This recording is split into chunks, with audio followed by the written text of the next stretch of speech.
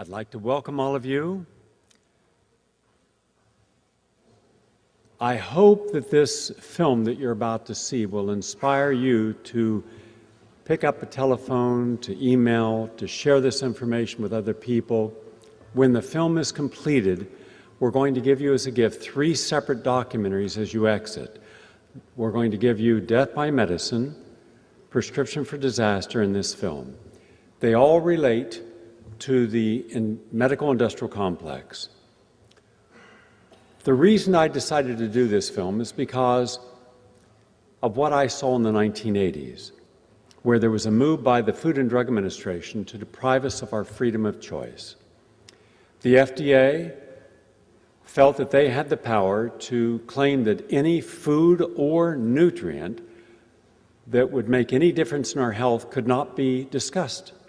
In other words, you couldn't say that you could have broccoli because it had an anti-cancer agent, or you couldn't eat carrots because it provided vitamin A, which helped improve the chances of you not getting night blindness. In fact, they were so radical that they said you cannot make any claim at all for any food to heal or prevent any disease, nor any nutrient to do the same.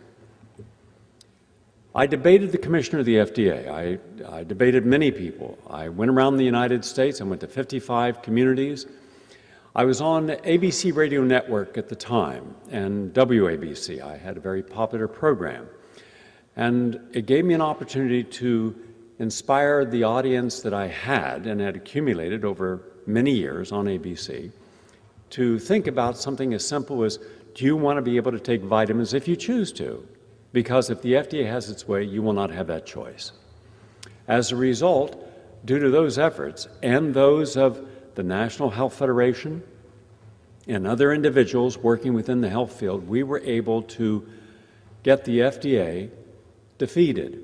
They literally lost this one, and we ended up having passed by different individuals DSHEAs, which protected you and has up to this point. But then in the last 2 years, there has been an accelerated effort on behalf of our federal agencies, including the USDA and the FDA and the White House, both the Bush and the Obama White House, to put into positions of power more than 100 individuals from major corporations, over 40 from just Monsanto alone, where they now oversee our health. For example, one individual who was a top lawyer at Monsanto came over and became a top official at the FDA, allowed genetically engineered foods to get a green light, then went back to Monsanto, then came back to the FDA as head of food safety. This time around, sponsoring legislation and a particular bill, the Food Safety Bill 510, which at the outside, you'd say, why?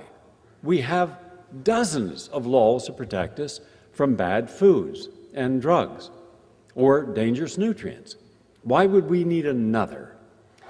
And when I looked carefully at it, immediately I saw what it was about. It was a very clever in-run where the FDA and the USDA and those people behind the scenes, now we know those are ALEC individuals. Before, for years, we could never figure out how every state suddenly won the same bill. Every state won the same law. Mandatory vaccinations of Gardasil. How does every single one of the 50 states end up passing the same legislation at the same time? But we couldn't find who was behind it. We were told no one's behind it. We are conscientious state legislators wanting to protect our citizens, and vaccination gives them immunization, and we want to guard the health of our young daughters. We did not have the evidence on our side to push back. Once it was exposed a year ago, or within the last year, I should say, that there was a large group of individuals joined together, paying dues, McDonald's, many of the Coca-Cola, and all these other mega corporations who work together to meet once or twice a year with state legislators, give them bills that protected their interest and deprived us of ours, that would open up them to be able to manufacture gas hydrofrac in New York State, without any thought of cleaning up their mess. By the way, that's actually the law now in Pennsylvania. If you make a mess, and in Ohio specifically, in Ohio, if a gas hydrofracture destroys the environment, they don't have to clean it up, the citizens do. That's how well done the legislation was, but not for the people of the state. Now that they were exposed, I ask our audience, boycott all ALEC companies. It's working. About 24 of those companies that originally belonged to ALEC at least have distanced themselves. And many state legislators, dozens, have now vowed they will not go to any more ALEC meetings. But they're only about 10% at most of all the legislators who've sat down with ALEC and sold their soul.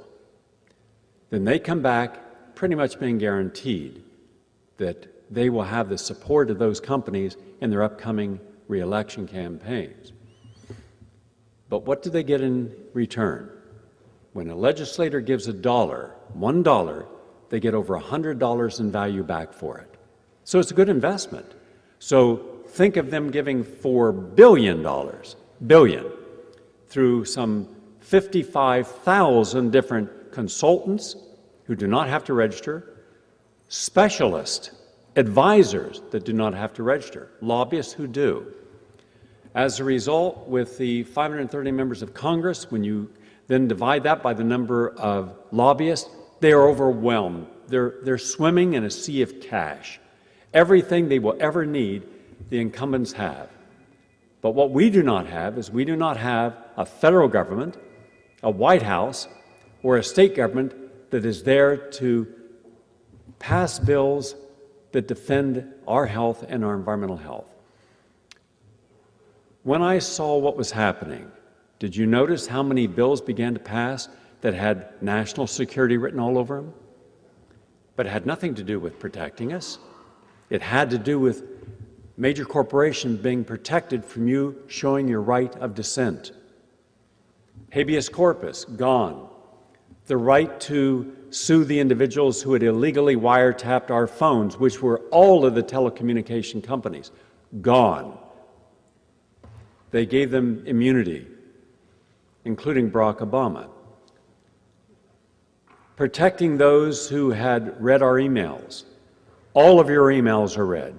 All of your phones are tapped. They have the right to do it, and they're using that right. Why? Since when did we become terrorist suspects? Once you start a bureaucracy, it never ends. The trouble is, in our society, we have never looked carefully at what our governmental agencies have become.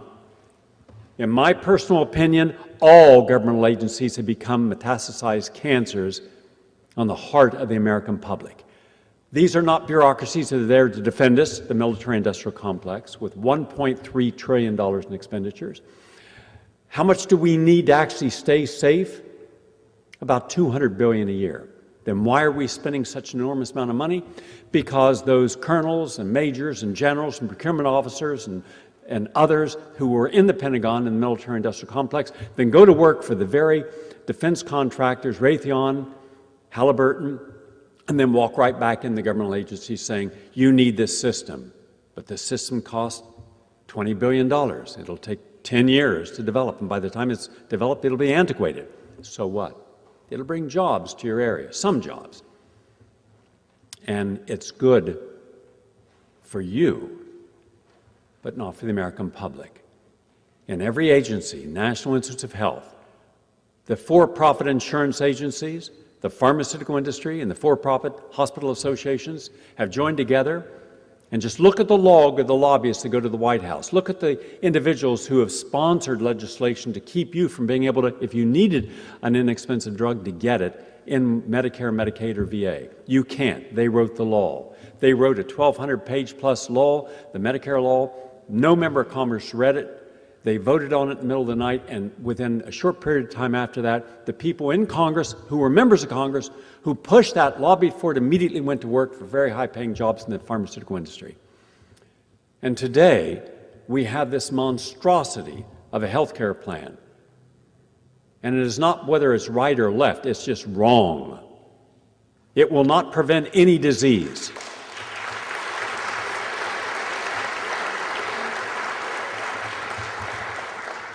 There is nothing in the Obama health care plan that will prevent disease nor give you the option of having the best alternative therapy if you have a condition that needs help. To the contrary, you can be fully insured today, go into a hospital with a life-threatening condition, and the hospital can refuse, the insurance company can refuse to pay for that bill, which throws you suddenly into a catastrophic event.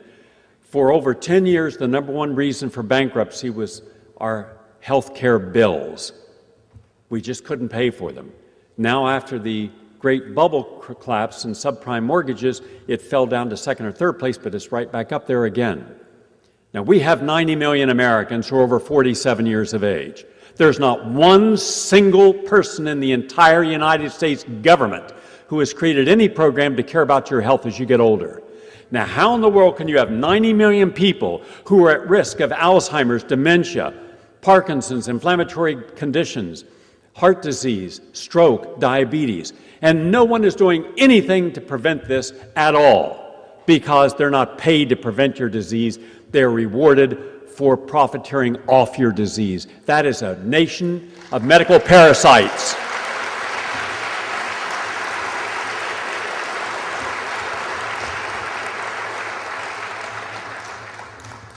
I decided no longer to walk up and gently knock on the door of bureaucracies and say, will you please pay attention to us?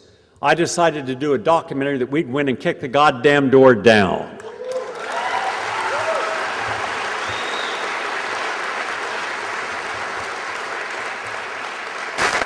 Our problems have nothing to do with Democrats and Republicans. I am apolitical. This has everything to do with right and wrong, and that is completely political.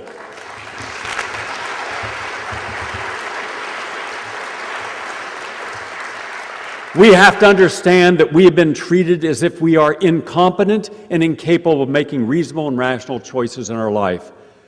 Those of us who chose to eat healthy, to eat a high-fiber, raw food, living food, vegan diet, to flood our body with phytonutrients, healing enzymes, the chlorophyll that is essential for our body and DNA, we were considered, until still to this day, are considered nuts. We're considered crazy. We're considered loons. We're denigrated.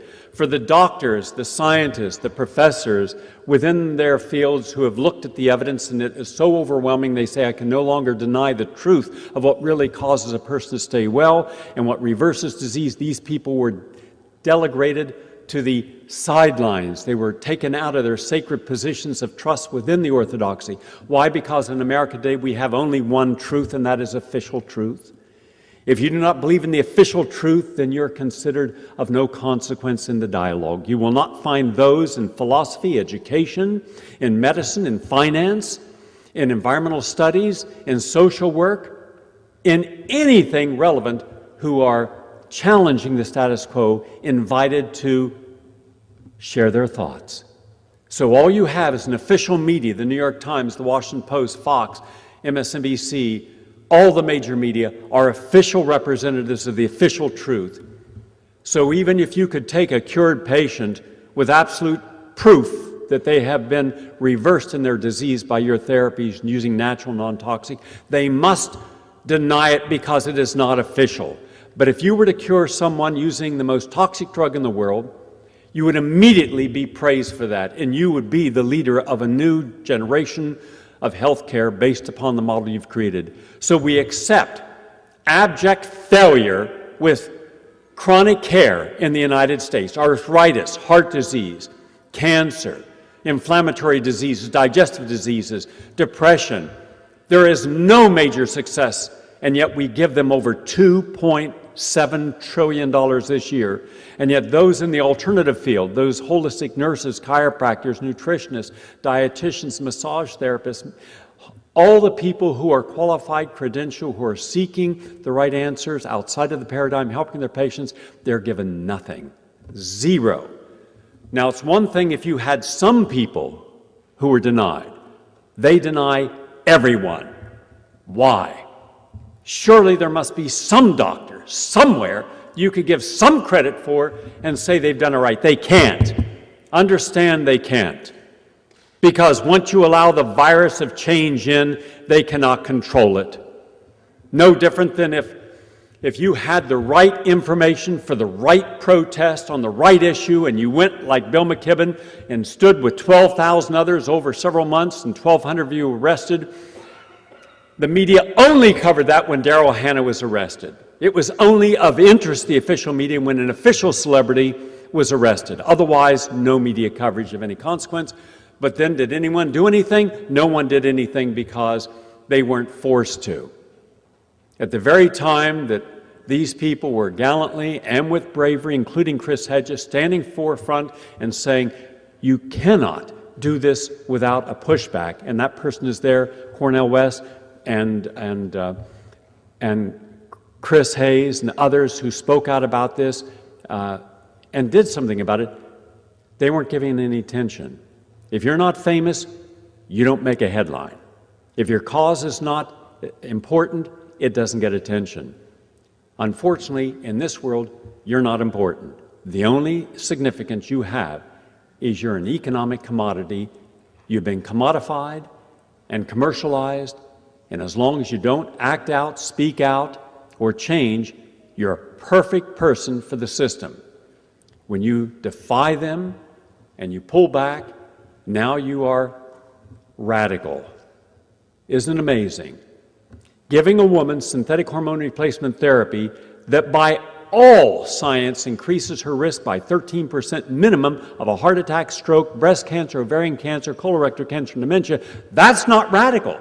But giving Vitex, Squalvine, Passion Flower, and Dong Quai to help reverse hot flashes in a woman, that's radical.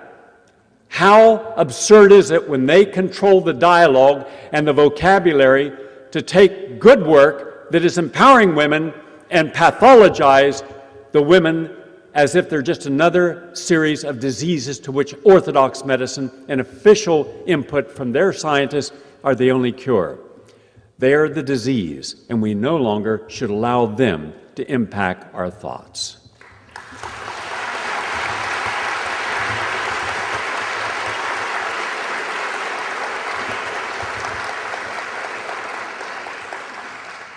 I would like to thank all of you who are watching from around the world. The last time we did this, 9 months ago here, and I want to thank the good people of the Ethical Culture Center who have been so hospitable to us, always gracious and always accommodating, that we ran out of space on the internet. So many people were trying to watch. We made sure that doesn't happen today. I believe that several million can watch this and without having a problem. We're going to begin in just about a minute. Following our program, we will then take a 10-minute break for you to stretch, and then we will reconvene. We'll take this out of the way so you can all watch from over here at the screen, and we will have a panel. You will have some remarkably unique insights into what the FDA has been doing. The FDA now has taken the power of Congress, which is the only power authorized to create laws unto itself. And you will hear from one of the best lawyers involving FDA litigation in the country. And they now want to make it against the law for you to be able to buy a vitamin that has not first passed their impossibly expensive, up to anywhere from $30 to $600 million to get a single nutrient passed under their conditions. It would mean the end of all supplementations. But also, if we do not fight back, it'll mean the end of organic gardening, because in that Senate bill, they have a whole system of bureaucratic paperwork and machinery that a small farmer would have to have. Otherwise, they would not be considered passing the rules. It'd put them out of business. So by doing nothing, within a year or two, you might not have any organic produce or supplements that you could take. If they say otherwise, they are liars. But they're liars in any case. Anytime anyone in Washington opens their mouth, they're lying. They're incapable. And we've had enough of it. We've had enough of the pandering. We've had enough of the shills for the left and the right, the talking heads on MSNBC, the foolish notion that somehow we should believe them. Today, at the advice of my brother Stephen, who's been a major activist, and my brother Stephen, who's here, was responsible for getting the lead out of the gasoline in India. No small measure. No one had done it before. He's done it. Also getting the lead out of...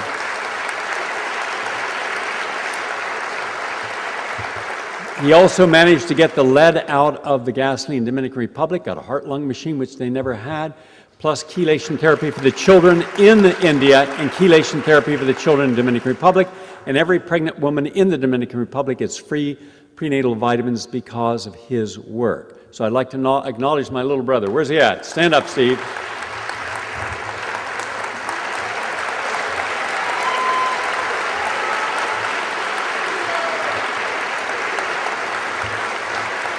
And last night, he said, why don't you invite President Obama and Mitt Romney on, not for debate, but to discuss the health care plan and see what their ideas would be. Well, today, our producer, Richard Gell, we sent President Obama an invitation, a cordial invitation, to come on the show and allow for a discussion of 20 points. And we shared our 20 points of concern.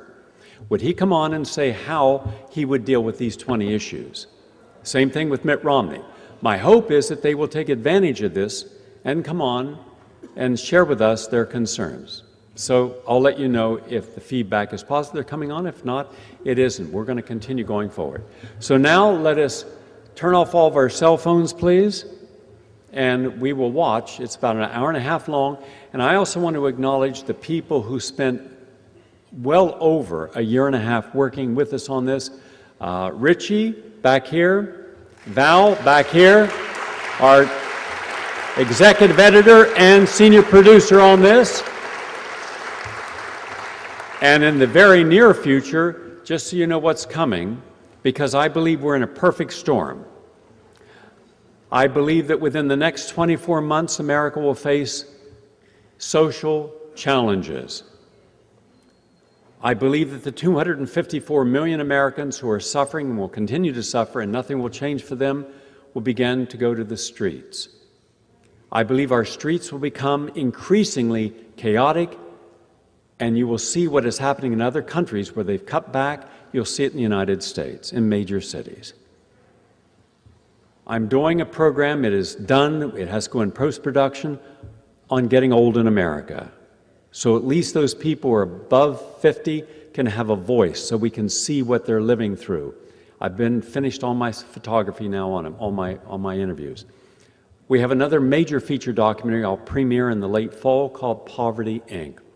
I want to tell the full story of how we got to where we're at, where 1% or less of the country controls so much of the resources and so many others suffer, and why it won't reverse itself.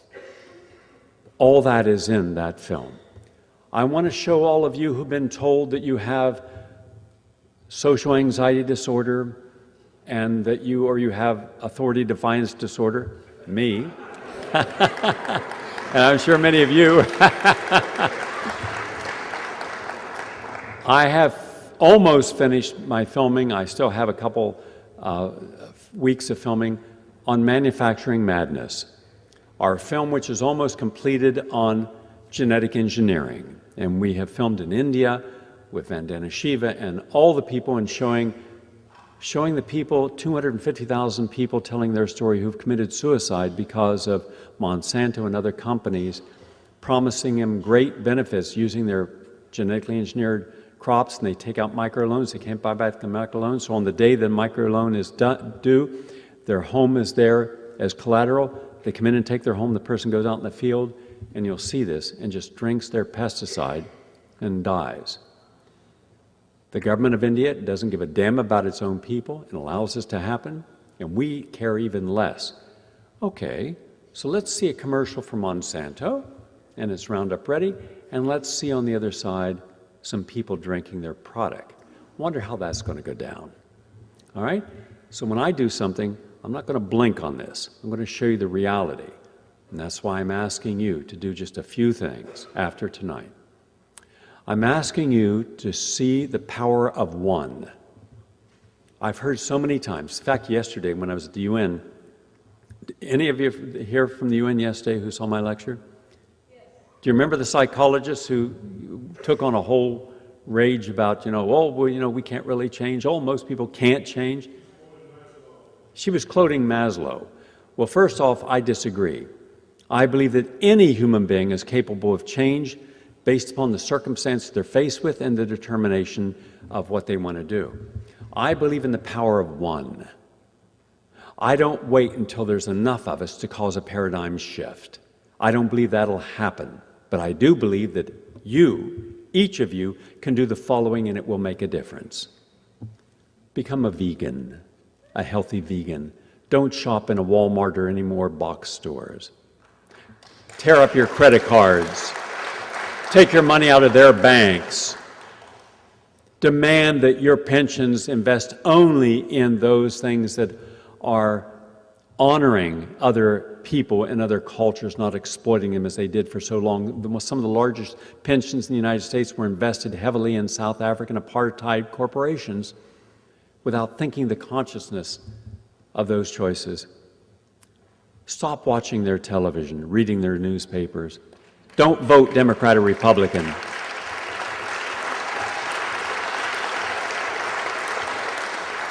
Vote independent. We have, and hopefully in time, we will vote for one independent where they all come together. It'll take another election cycle to do that. Don't buy any clothes that is not made with fair trade or union labor in the United States. Respect the fact that we have to put people back to work. All right? Don't buy genetically engineered food. Buy locally grown organic food. Support local artisans. Support people. Engage in trade, barter, fair exchange. Also, offer a legitimate challenge. Share the information of what you've experienced with other people. And then one person is not alone. They've always won the big battles because we look at this Goliath David. If people who have progressive ideas can focus upon ideas and not ideology, leave their egos at the door, then we will have 1,000 Davids to each of their Goliath. And then let's see how powerful one is when it's one times 1,000 sharing a common belief. Thank you.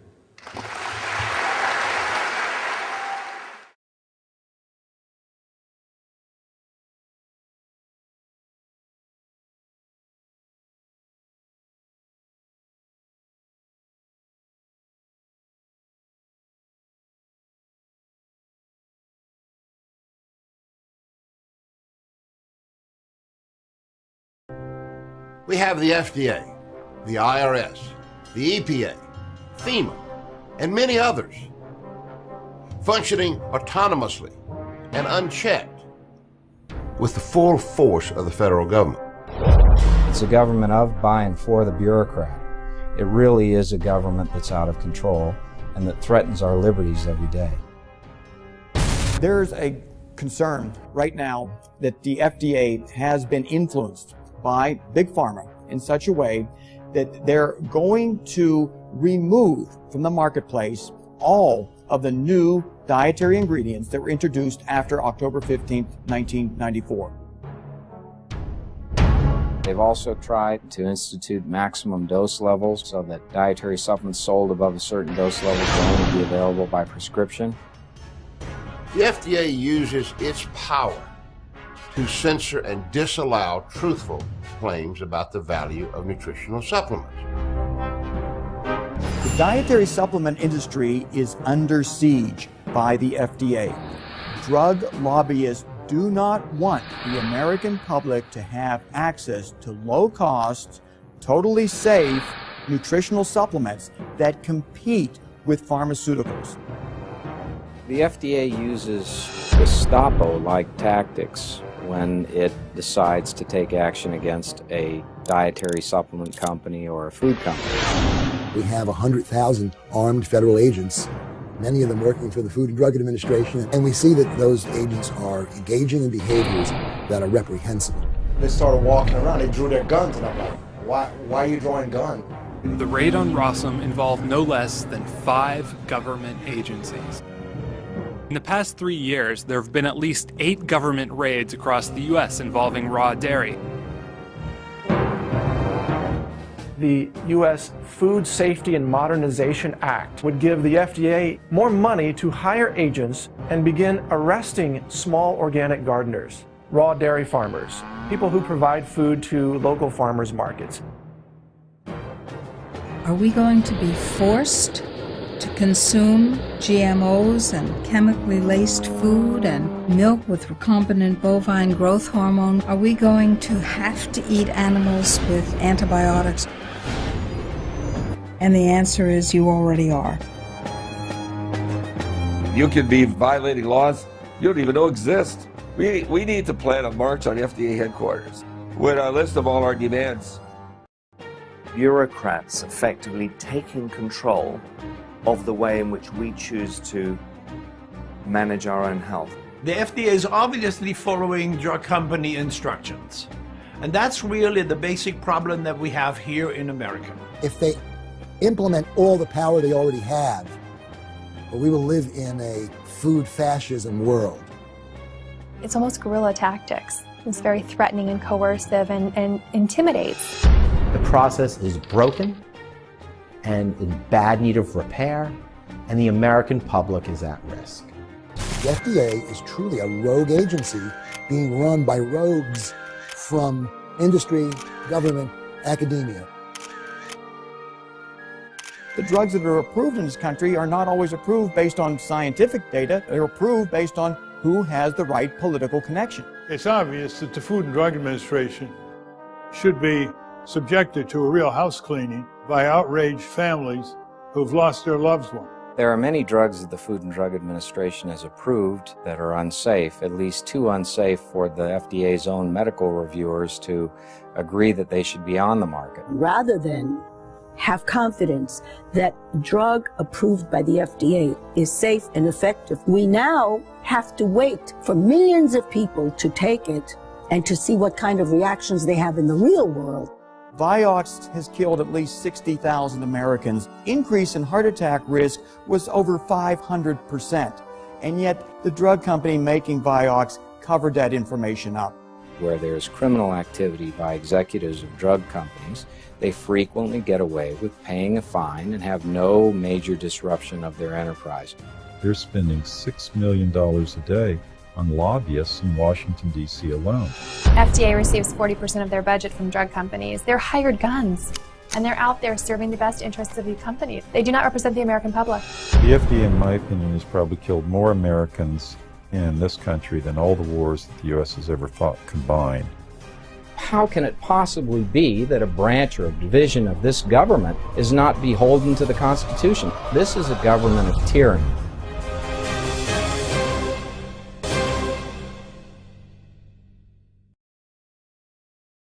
In the relationship between government-approved standardized medicine and all the other healing arts, we can see a pattern that goes back all the way.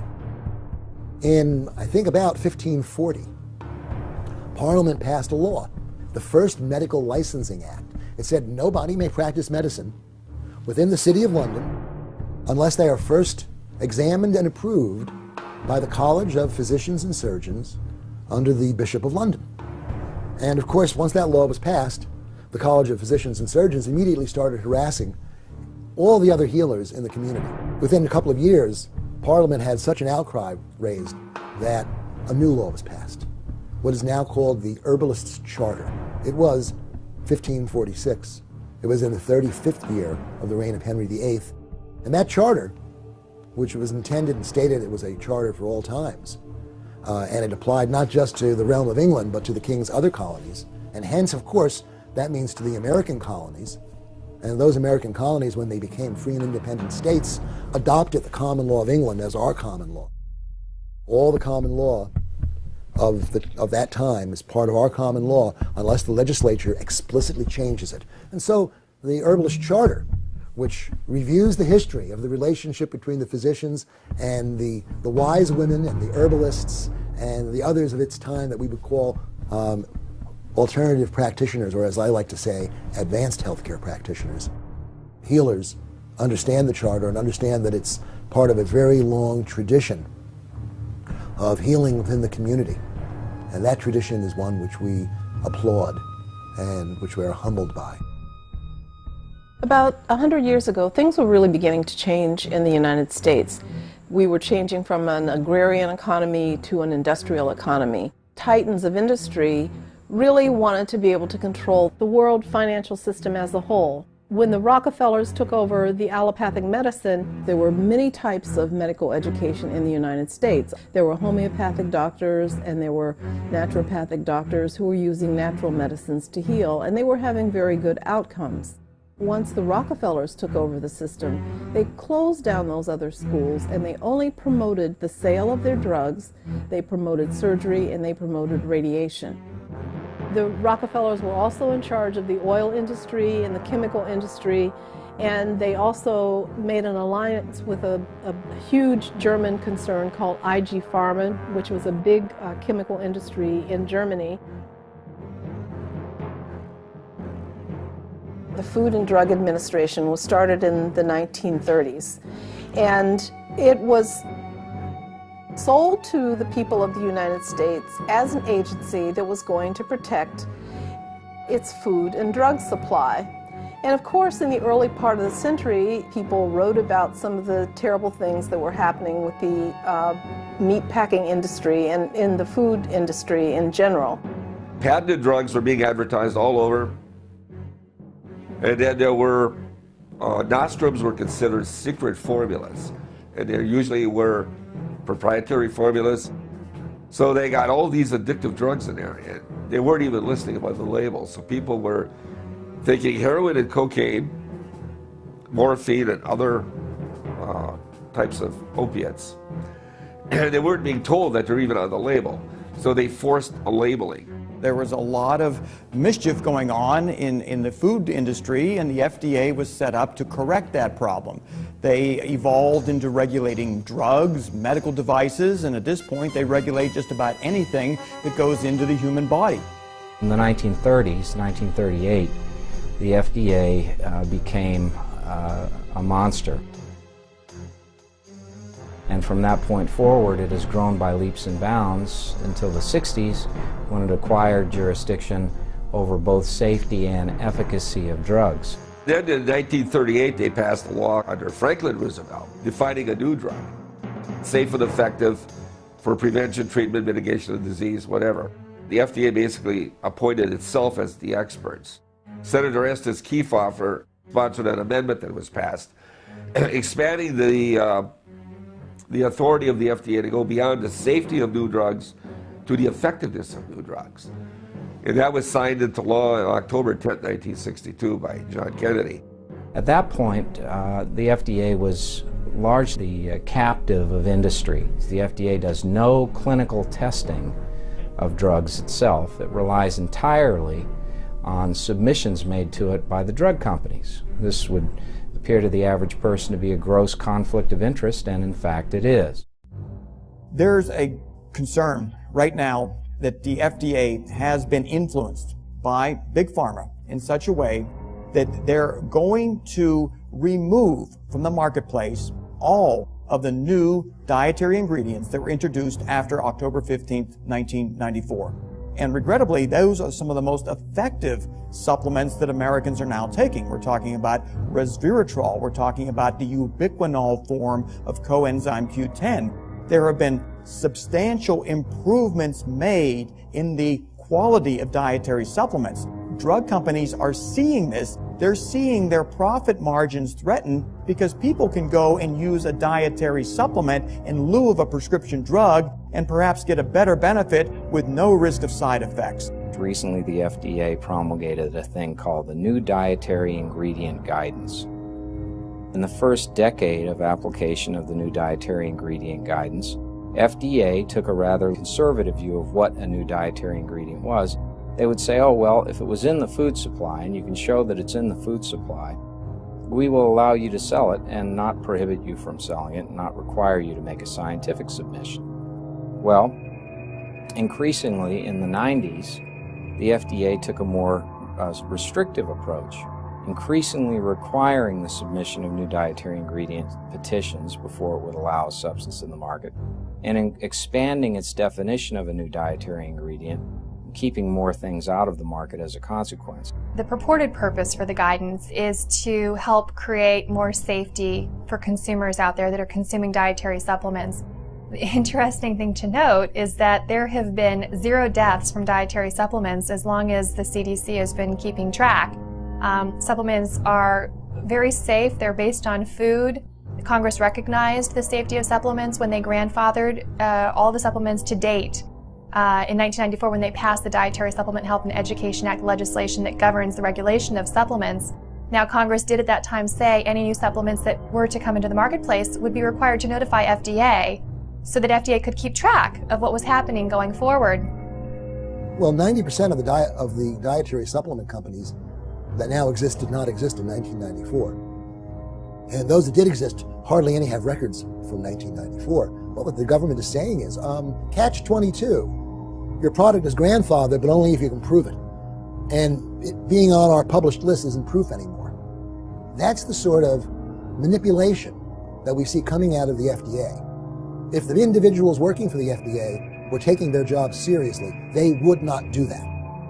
The FDA has issued a guidance that not only requires notification, it goes above and beyond by requiring basically a pre-approval system and puts in place something akin to a food additive program that requires such enormous barriers to entry, so to speak, that it will eventually, according to our analysis by law and economics professor Joanna Shepard-Bailey at Emory, it will result in a loss of almost 30,000 supplements to the American public. It would cost somewhere between $150,000 to $1.2 or $3 million per NDI submission. They've also said that an approval of an NDI, new dietary ingredient, for one company would not be transferable to any other company, even if it made the same product. As a consequence, they require every company that sells the very same product to submit a new dietary ingredient petition. So there are going to be literally blizzards, truckloads, train carloads of paper that manufacturers are going to be forced to file. They can't do it electronically with FDA. Oh, and by the way, just because they file it, do they get to use it? No. This idea of notifying FDA has been perverted into an approval process. And they did all this on purpose. It ain't making the product safer. They were safe to begin with. All they did is, it's just pure harassment, economic harassment against the dietary supplement industry. The only purpose of that is to try to push them out of business, just to make room for a total monopoly of patented drugs. The American public will be at the total mercy of the pharmaceutical industry. If they want a drug that will inhibit certain cancer processes like curcumin does, they'll have to rely, unfortunately, not on a natural, low-cost, safe compound like curcumin. They'll have to go with an expensive pharmaceutical. Ingredients that we've used to manage our health, from foods to functional foods to concentrated nutrients that are sold in dietary supplements, or as we call them in Europe, food supplements, are now being given this requirement to prove safety before they can be used. And what is so interesting is that this is right at the heart of the NDI draft guidance itself, that the FDA is now trying to push through. Congress passed the Dietary Supplement Health and Education Act. Now, that legislation basically stated that dietary supplements were to be treated as food and not drugs. And FDA was directed to create some guidelines around that new dietary ingredient notification process. But FDA sat on their heels and waited. It's been 17 years. And FDA is just now coming out with this draft guidance. And FDA has gone very far above and beyond congressional intent in the draft guidance. The agency has had a long-term bias that was identified by Congress in the DSHEA legislative history, and there is quite a bit of congressional testimony about the bias. And the whole aim of the agency has been to restrict the access of consumers to those products and to limit what can be said about them. The FDA tried to circumvent it. They didn't like the idea that supplement companies were now able to inform the public about peer-reviewed research documenting safety and efficacy of nutritional supplements. So you see, this rule is calculated by the agency to have a devastating effect, to be another weapon in their arsenal to take down the dietary supplement industry. It is cleverly masked with a public safety rationale. In point of fact, the rule doesn't operate to protect public safety. So you've got 3 times as much regulations for dietary supplements as you have for pharmaceutical drugs. Senators Hatch and Harkin both explained to the FDA that this guidance goes well above and beyond congressional intent. It creates a pre-approval system that Congress did not intend, and they asked FDA to halt the process, sit down with interested parties to discuss all of our concerns. The FDA denied that request. They declined to cooperate. Now, the consumers have been made aware of this, at least the vitamin consumers who are significant. They are contacting Congress. They're protesting this. There's a chance that the FDA will not succeed. It's an interesting approach that the FDA used, creating a guidance instead of a rule, because it doesn't provide standing for any of us to pursue legal proceedings against the FDA. It's, I think, a very strong strategic ploy on their part. They're trying to keep this out of the courts because in many of the situations and sections of the guidance, they just don't have a leg to stand on. Now, a few years ago, FDA inspectors, they went around and they told everybody, you got to call all these products dietary supplements. It gives FDA jurisdiction to impose its dietary supplement good manufacturing practices on the manufacturer of that product. There's one thing that people don't know if you read the Dietary Supplement Health Education Act, is that a dietary supplement doesn't fall under that act unless you label it as a dietary supplement. Whereas you had the option of not putting that on there and leaving it under the food GMP, which is very easy to follow because it's been in effect for over half a century and it's a no-brainer. Why should we be required to go through an additional major hurdle when in fact the Dietary Supplement Health and Education Act, for which millions of American consumers fought so hard to get, basically doesn't require an additional regulatory burden for those products that are already safe and effective? Fear that the dietary supplement industry has is that if the FDA is given the power to restrict Americans' access to natural new ingredients, these are ingredients that people are ingesting as part of their diet for the most part, and then when a company extracts that and puts it into a capsule or a powder, the FDA wants to come in and say, well, now you've got to prove to us that that's safe and effective, even though there's no evidence that it's not safe and effective. The fear is that the FDA will try to do an end run around all the legal and political victories that have been won over the last 20 years and be able to restrict Americans from having free access to dietary supplements, to nutritional powders, to natural approaches to preventing and treating disease that compete against pharmaceutical interests. The Food Safety Modernization Act makes the situation at the FDA even worse than it has been up until now. The FDA does not have the capacity to figure out how products that are not clearly unsafe or clearly safe should be regulated. The FDA Modernization Act of 2007 gave the FDA unprecedented power over food. It gave it power to ban the interstate commerce in any food which had ever been studied for medical use. We fought very hard in 2007 to make sure that there was an exemption in that law for dietary supplements. Now, we did that because we understand that agency abuses power.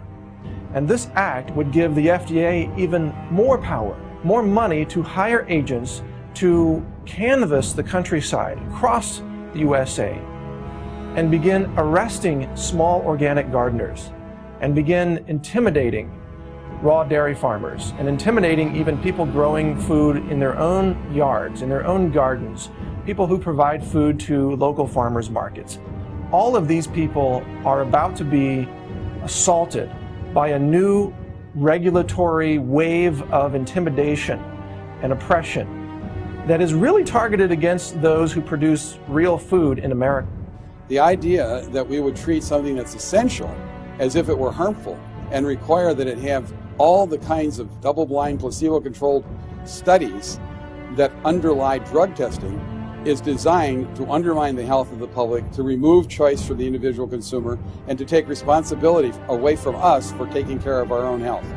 So I think there's a tremendous movement now across the country called a local food sovereignty movement, where people are tired of the FDA and the USDA and EPA covering up for the criminality of our industrial for-profit food system and basically pretending that it's the little people, it's the small farmer, it's the small rancher, it's the small grocer, it's the small restaurant that's causing the problem.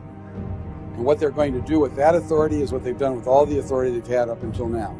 And that is to argue that every product that comes on the market should be assumed to be an unsafe product until the people manufacturing that product prove that the product is in fact safe.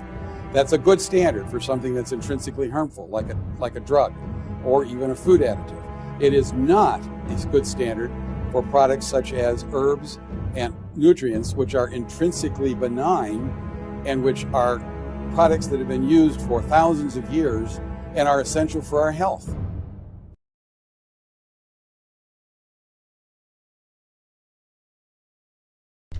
This is a government of tyranny. It is a government where the parties that under the Constitution are supposed to have, the branches of the government, that are supposed to have exclusive legislative, executive, and judicial power, have delegated those powers to unelected individuals who are not restricted in their actions by any serious limitation in statutory law or the Constitution itself.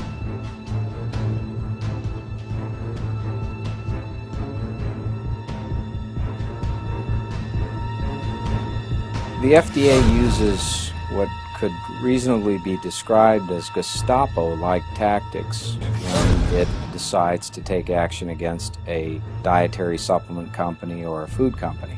The agency can come in and take everything that I own of any value, can do it without any advance notice to me, with weapons out of their holsters, barge into the business, put everyone up against the wall or kick them out of the business, seize assets, so they freeze your bank account, seize all the products, seize all of the material inside the offices, frequently taking everything including computers, all paper, all files, even before a trial on the merits, even before I've been convicted of any crime, all based on innuendo, allegation, and they can utterly destroy my business, they can ruin my client relationship, and they can make it impossible for me to afford my defense against charges that may be civil and criminal and could result in an incarceration for as long as a life term. In 1993, they raided Jonathan Wright's clinic, the pioneering doctor who's made so many of the breakthroughs that we know now to be safe and effective available to the American public. He was so successful in his medical practice that the FDA had to take action because he was getting results that they weren't seeing with FDA-approved pharmaceuticals. He was selling injectable vitamins. He had a number of different compounds that simply weren't in the FDA's approval directory, and they shut him down for a period of time. But there was somewhat of a problem there. His patients were getting benefits, and it resulted in a citizens' uprising, and the result was the passage in 1994 of the Dietary Supplement Health and Education Act. It wasn't just Jonathan Wright, but it was almost like the straw that broke the camel's back. We arrived at the clinic, my wife and myself. She's a nurse, and she's our clinic general manager, and it was surrounded by cops. We thought that something terrible had happened, some murderer had got inside or something, and they were guarding the place.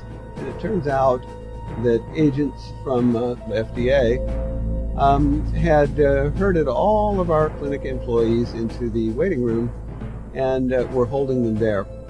Our receptionist reported that just before 9 a.m., the locked doors of the clinic had all been kicked open. And men had been running in with guns, yelling, "Raid, raid," and had presented her with a gun no less than 4 feet from her face. They had presented a warrant, which they gave me. And if it hadn't been such a, what we call it, unusual situation, I think we would have all laughed, because the warrant said that they were there to seize our B-complex vitamins for intravenous injection and vitamin B12. and some herbal preparations. They never hurt anybody, neither before or after. But that's what they were there to seize. If you have the misfortune of thinking that you can tell the truth about a dietary supplement's effects, therapeutic effects, you will likely have a rude awakening. First, you'll receive a warning letter. The United States Attorney will then go into a federal court having acquired information frequently from a clandestine, non-public investigation by the FDA Office of Criminal Investigations. Then that information goes to a judge. They tell the judge that you're a threat to public health. They present an affidavit from an FDA inspector that says that you're selling a substance that is an unapproved new drug, maybe nothing more than vitamin C. He issues a warrant. It's usually a search warrant and a seizure warrant. One of the principal outrages occurred in the early 1930s. Now, it turns out that if one looks up the archives of the Los Angeles Times, one will find that there was a celebratory dinner held in Los Angeles for a non-doctor by the name of Royal Rife.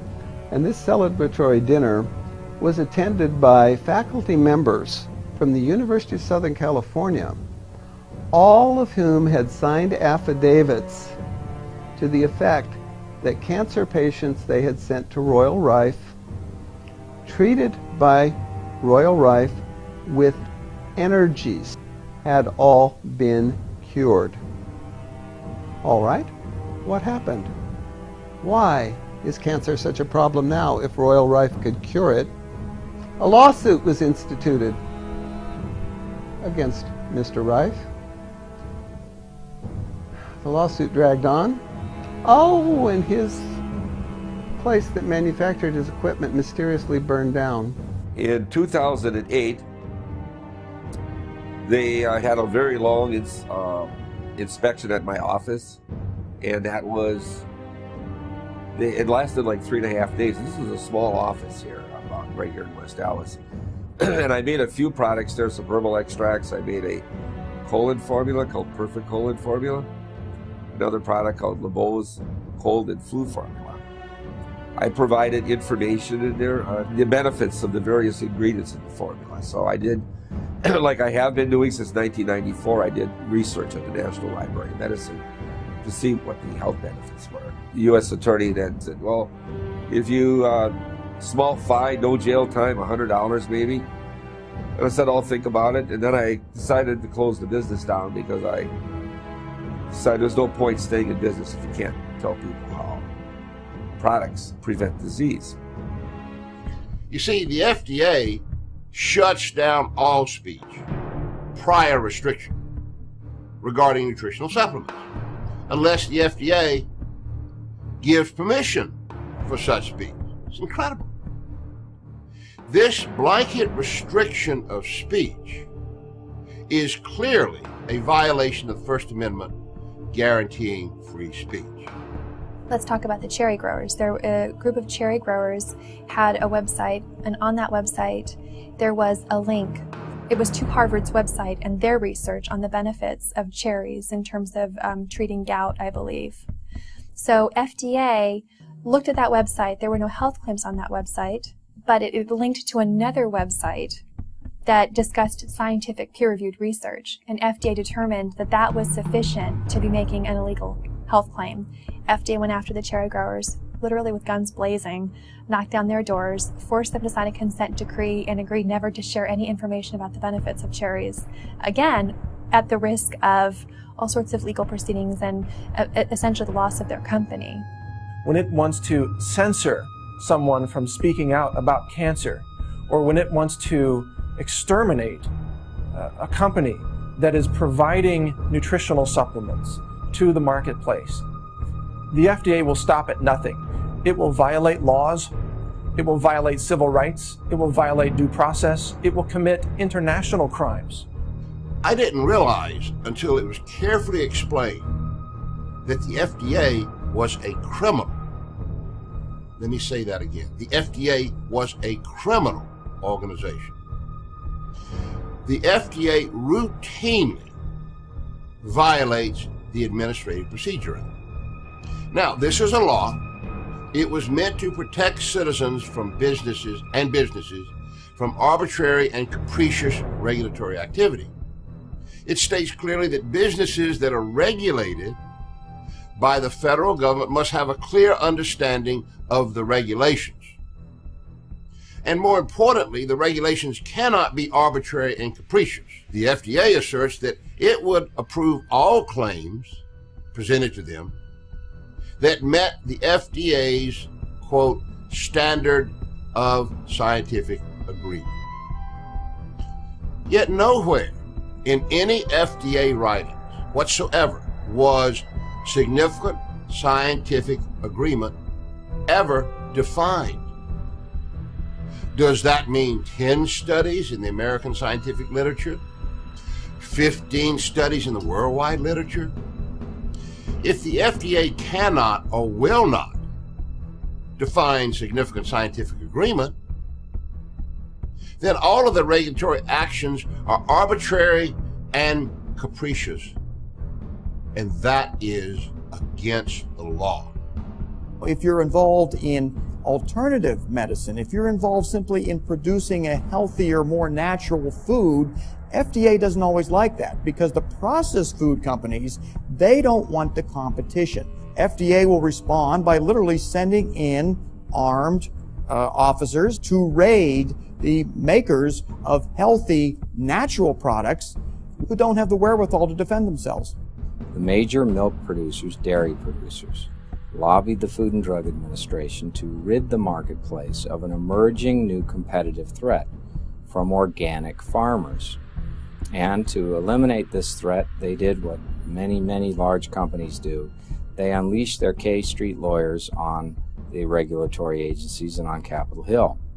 And the upshot of that was the adoption by the Food and Drug Administration of a rule that categorically prohibits the interstate transportation and sale of raw milk. It doesn't apply upon proof that the raw milk in question has unsafe levels of pathogens. It applies regardless of the safety of the raw milk. It applies to any shipment of raw milk in interstate commerce. What the heck is going on over there? Do police have nothing better to do in LA than raid organic food stores? Well, the Los Angeles Times broke this story, and what's shocking about this story is that police officers are going into this grocery store. It's a co-op organic raw food store, guns drawn. And we put this up on Survive and Thrive TV, and it's basically created a firestorm on the internet. People are really, really shocked that the police and the district attorney don't have anything better to do but to harass local cooperatives, engaging in sharing food. That the agency has become much more draconian in defense of these economic interests from the large dairies. What they have done is they've had a national, systematic campaign of enforcement going after raw milk producers, coordinating with state officials, and doing these raids. And this approach is being used all across the United States. So the FDA maliciously is actively working against the idea that we should have access to really healthy foods so that we could become healthy human beings. The Food and Drug Administration has been quick to go after the producers of pomegranates, of cherries, of any product that is in any way associated with a therapeutic effect. Case of pomegranates, pomegranate juice, antioxidants in pomegranates are associated with various positive health effects. Pom Wonderful, makers of the pomegranate products in the United States, principal maker, communicates that information to American consumers, and the FDA and the Federal Trade Commission become involved. And the Federal Trade Commission goes after them for deceptive advertising, hopes to destroy them because they had the audacity to communicate to the American public the potential health effects of pomegranate juice. The same is true of many different kinds of foods. They've gotten a $2.5 million fine against oregano for making statements about how it could be useful in your health. Made arguments against prunes and against cranberries. All of these things that people in their common sense could use to their benefit, the FDA is putting barriers up in front of. The walnut growers are not permitted to tell you about the benefits of walnuts. The people who manufacture nutrients are not permitted to tell you what the nutrients do in a clear and unambiguous and truthful method. They ban absolutely the right to make treatment claims for any non-drug product, and in this way they keep people largely ignorant at the point of sale so that they are dependent upon drugs as their only means of achieving a therapeutic outcome, even though the overwhelming scientific literature supports the conclusion that food fundamentally influences our health and influences our ability to overcome disease.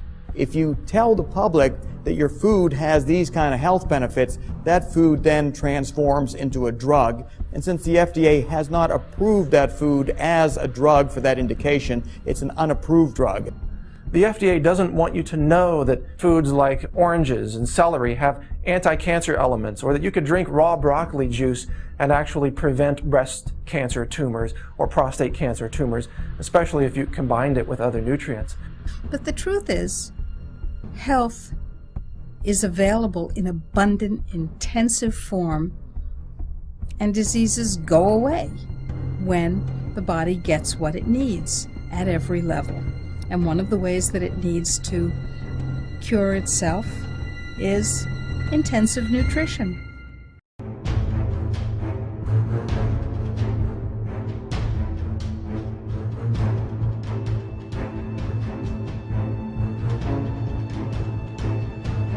Health and food freedom and justice are not just local issues and national issues, they're truly international issues. We are facing challenges locally, nationally, and worldwide to our health and food freedom. We need to understand where the challenges are coming from. And they're coming from the same sources. And so we have on the international level, for example, Codex Alimentarius. That's Latin for the World Food Code. The World Food Code arose originally from the Napoleonic Code, for the part of it that dealt with food trade. Codex Alimentarius was created in the early 1960s by the United Nations. The stimulus was generated by a man named Fritz Termeer. Fritz Termeer had been the head of IG Farben. The directors of IG Farben went to jail after the Germans lost World War II for crimes against humanity. Fritz Termeer, for example, created Auschwitz, both the death camp and the slave labor camp. Fritz Termeer was involved in the selling of humans for vile experiments and in a variety of unthinkable, inhuman activities. Fritz Termeer, after he was released from prison, called together pharmaceutical executives whom he had worked with, and they asked the United Nations to take over the world's food supply as a way of moving their world domination agenda forward. The United Nations said, "What a good idea." Codex's mandate is to promote world food trade and promote safety of that food. Oftentimes what is written in the law books and what's really happening are not the same. Instead, we have an agency which is now controlled by the worst of the crony corporatist interests. The worst case scenario for Codex Alimentarius, if it were to be implemented in the United States, would be for the almost complete suppression of vitamin mineral supplements in this country. That is, all of the high potency, all of the great variety of dietary supplements that we see would be no longer on the market. Instead, what you would see is just more low potency vitamins, Fred Flintstone kind of vitamins, nothing that would really help a person. In terms of the FDA's involvement, is what are they doing on the international stage? And of course, within the food environment, the Codex Alimentarius, the International Food Code, is basically the particular forum that the FDA gets its chance to have input into systems that govern the way in which food will be controlled and the trade in food will be managed and how the consumers of foods will be protected. What has interested me over the years in attending Codex meetings is the FDA is one of the major controllers of policy. Whatever the United States wants, pretty much Codex goes along with. And what does the United States want? The United States wants what Big Agra, Big Chema, Big Pharma, Big Biotech, and Big Medica want. The average typical Codex delegate, that they seem to be the unwitting tools of those who have another agenda, which is to push GMO crops on us, to poison us with melamine, to poison our foods, our meats with ractopamine, let alone fluoride and all the other poisons in our environment, and they accumulate in the human body. And so who's protecting us from that? Codex is supposed to do that, but in effect what they're doing is giving a free pass to a lot of the industry to push these poisons through. People who reside in Europe and frankly other countries in the world where pharmaceutical interests have had so much power that they're able to restrict the potencies of dietary supplements down to levels that are so low that the supplement no longer has any efficacy. What Americans have free access to are not available to Europeans. There is no doubt that the move by Codex to put maximum permissible upper limits on nutrients that can be traded internationally and that are permitted in food is a genocidal maneuver. Those levels are below the levels necessary to prevent the chronic deficiency diseases of a variety of nutrients that all of us need. If the United States were to sign on to Codex, once they've gotten to the end of their process in terms of determining values of supplements that are going to remain available, that impacts the RDAs and the levels. So, for example, you may only get enough beta-carotene that you would get in half a carrot, as opposed to the much larger amounts that we all need to stay healthy. I take 10,000 international units of vitamin D3. The level permitted by Codex is 10. That's a 1,000-fold difference. If I believe that my body requires 10,000 international units of vitamin D3, as suggested strongly by numerous research studies, why should I not be permitted to have that information? Codex says that information has to be kept from me. Why should I not be permitted to have access to it on the shelves? Harmonization, and I capitalize the first four letters, H-A-R-M, harmonization of national standards with Codex standards and guidelines would make anything over 10 international units of vitamin D3 per day unacceptable and unavailable, indeed illegal. Daily reference amounts can very easily turn into upper limits in dietary supplements, and we see that threat. In every instance except one, the daily reference amount for the nutrient is less than the amount you need to avoid the deficiency disease. You need, if you're a woman, 1¼ grams of calcium a day to avoid osteoporosis. Reference amount, 1 gram, just below what's needed to avoid being ill. Except for one so-called nutrient, fluoride, which of course is a toxin, a neurotoxin, and a mind control drug. Fluoride, 4 grams. It's okay. The FDA has been quietly agreeing with Europe. For many Americans, this will come as quite a shock because they can go onto the FDA website and say, look, we understand that there are a lot of concerns about Codex, but don't you worry, we would never impose it in terms of our national trade. We would only have to impose it when we were to comply with WTO rules on international trade. Now, the United States government declared in the Federal Register on October 11th, 1994, that it would harmonize with international standards, even those not yet promulgated. So Codex, even if it hadn't finished its work, would become the standard for all standards in the United States. Codex itself, the Codex Alimentarius Commission, in its own strategic planning statement, they put out these booklets, and they've had 2 or 3 versions by now. They even mention that Codex, multiple times they mention that Codex will be applied at the national and international level. And then you combine this with what the FDA itself has said, where in its own federal regulation, it has indicated some years ago that it intends to harmonize American law to that of Codex, that of international law. And we believe that if the US had technical and ideological problems with what the Europeans were doing, they would have been opposing it.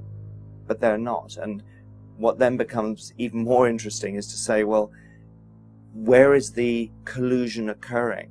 In the same way that government agencies have been captured by special interest groups because they have the most to gain from it, Codex Alimentarius, at least certain elements of it, have been captured by pharmaceutical interests.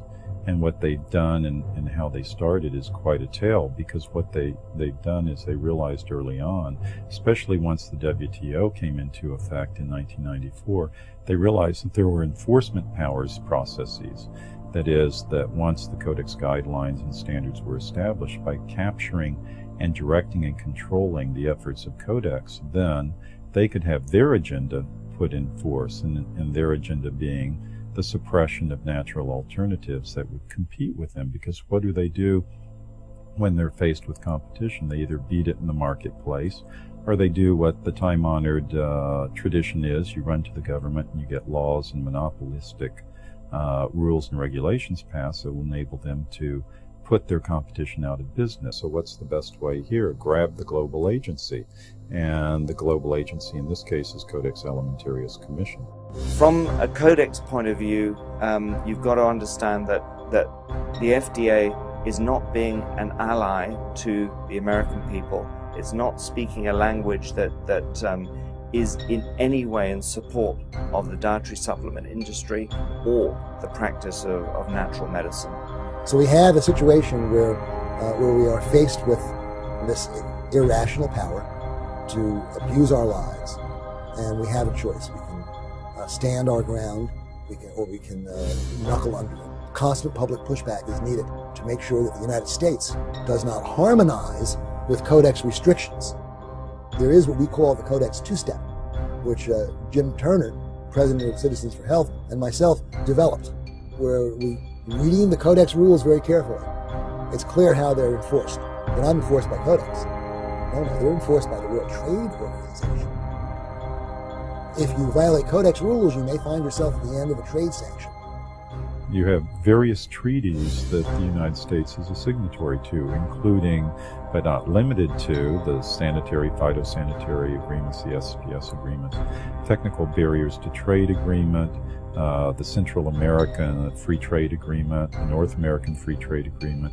And you look at that and you see that we are increasingly tied in by this interwoven, interlocking web of treaties and executory agreements, handshakes and the like, that we won't be able to avoid even with DSHEA. And primarily as well, there is this overwhelming sense of international harmonization, and there will just be the sheer psychological force and the fact of forcing us to conform with the way the rest of the world is headed.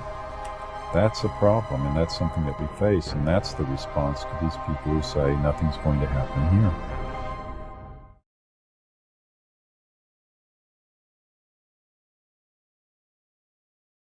Genetically modified organisms, GMOs, pose unparalleled threats.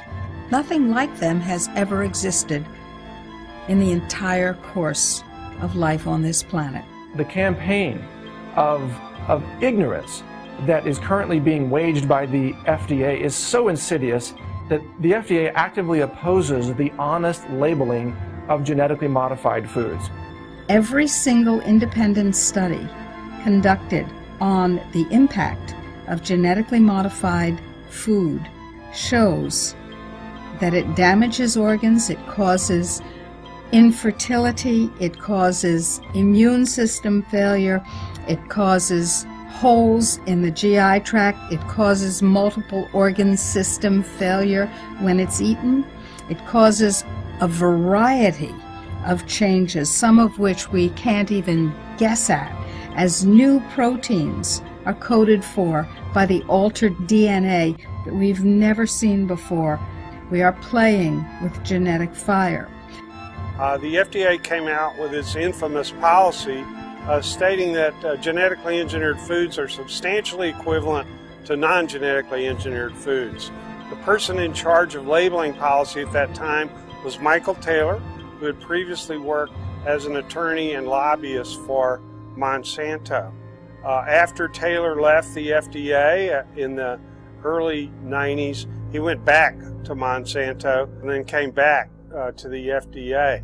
The reason why we have 170 million acres of genetically engineered corn and soybeans and cotton and canola oil and sugar beets in the United States is because it doesn't have to be labeled. The GMO standards are being passed at the Codex level because, frankly, through lies. They're telling them that they're safe crops, that they're safe food products. They don't need to be labeled. We've been fighting for years to get mandatory labeling of GMO foods. We almost succeeded. But what happened is, at the last Codex meeting in Geneva, is that the U.S. tried to force this issue and actually called for a vote of this issue, and they lost. They actually lost because they wanted to use it as a bargaining chip for WTO, World Trade Organization, trade dispute to ram GMO foods down the mouths of the European Union, China, and Russia, and they lost. The FDA position at the Codex Commission level have always been that these two products are substantially equivalent, that is, GMO foods and non-GMO foods. And they argue that they're inherently safe. And as such, they don't need to be labeled. In fact, the FDA has argued at Codex meetings that the average consumer is too ignorant to recognize the difference between a GMO labeled food and a non-GMO labeled food, and they'd make the wrong choice. And that's their stated reason for opposing GMO labeling.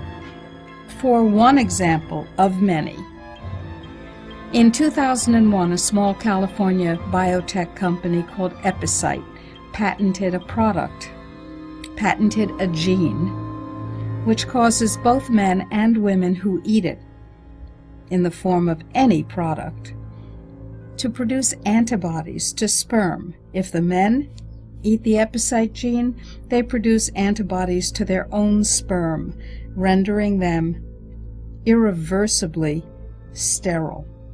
If women eat the Epicite gene, when they have intercourse, their bodies produce antibodies to the sperm that has been deposited, and they become infertile through the destruction of the sperm. Now, DuPont and Monsanto formed a joint venture, purchased the Epicite firm, and, quote, commercialized the Epicite gene. Do you want to know if the food that you're eating contains the Epicite gene? Sure you do. How about the food that your children are eating, or your grandchildren? Sure you do. But the FDA, the Fraud and Death Administration, has made sure that under current laws, it is illegal for you to have that information.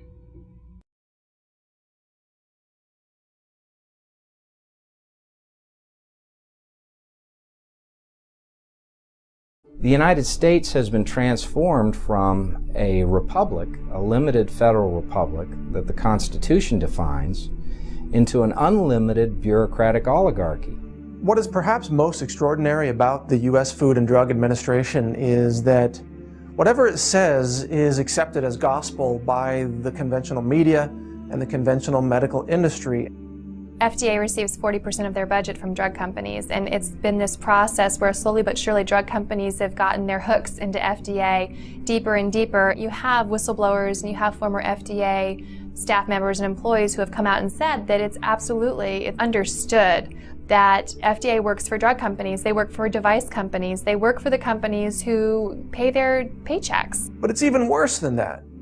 The FDA also stacks its panels, its advisory panels, with people who have strong financial ties to the drug companies themselves. So the FDA might form a panel on whether a certain vaccine should be approved because there's a certain epidemic that's expected to occur, for example. But the FDA won't reveal that the experts on that panel, usually 80% of them, have some kind of financial ties, if not direct ties, actually taking money directly from the drug companies themselves. Some researchers have been shown to be unethical, and there have been studies where documents have been altered where subjects who did not fit the criteria were enrolled in trials. Studies that were put together for the new antipsychotics that were submitted to get these drugs approved. There were 2 doctors down in Georgia. They ended up in prison. They were down there doing these studies, just bogus clients and not reviewing the studies right, just taking all the money, supposed to be running it through a university, but really having a practice on the side and doing it. And the patients that they were enrolling in these studies were not qualified to be in the studies. I mean, just all kinds of things wrong. But yet the FDA approved those antipsychotics with studies from these guys, and they ended up sitting in prison. The FDA didn't do anything and say, well, we can't, we got to pull that approval because, it was fraudulent studies that got it approved. The problem is that almost any of the drugs, the well-known drugs, the popular drugs, the blockbuster drugs, if you will, those will inordinately have been tested in a, one can say, fraudulent way. In this little game of Monopoly where you spend $900 million and you get a new drug approval, and then the public becomes the 4th stage of testing. We find out whether in a few years so many people are dying that it has to be pulled off the market. I never questioned vaccines. I knew about drugs and that kind of thing, and I knew they would market drugs and they later pull them off the market and all that. My daughter would get her vaccinations. I couldn't believe that they would put children's lives at risk. And now I feel like I was taken advantage of and that I was naive. And as was Chris, and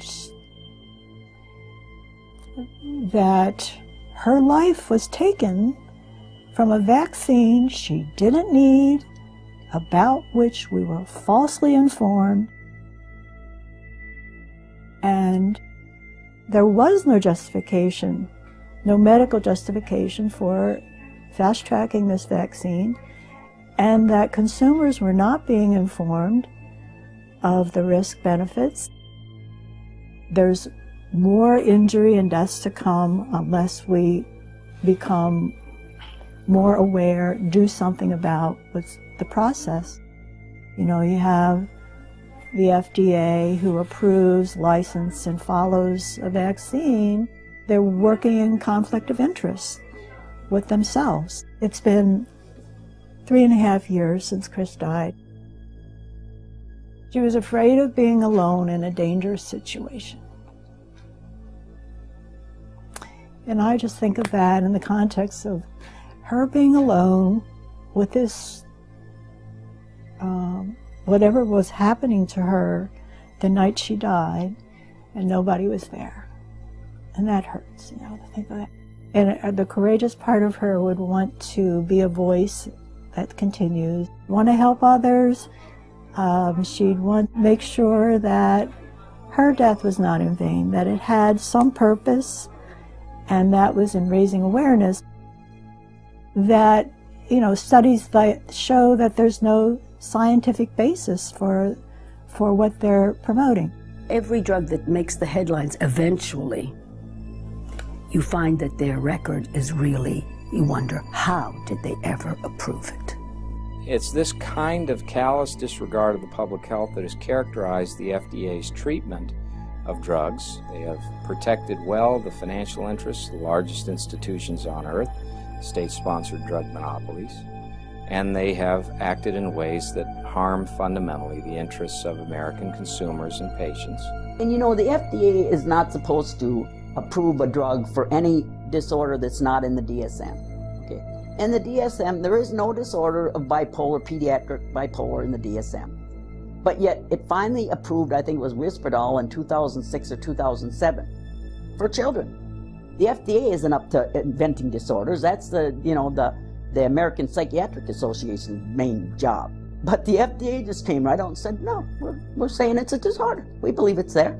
Paul Offit, who holds a patent for a rotavirus vaccine, was permitted to sit on a committee making a decision on whether or not to approve the rotavirus vaccine, in spite of the fact that it causes encephalitis and pneumonia, often terminal, in infants who are vaccinated with the rotavirus vaccine. We can look at the revolving door within the FDA. FDA pushes an agenda on behalf of the pharmaceutical industry. Look at their resumes, where have they worked in the past and who are they related to?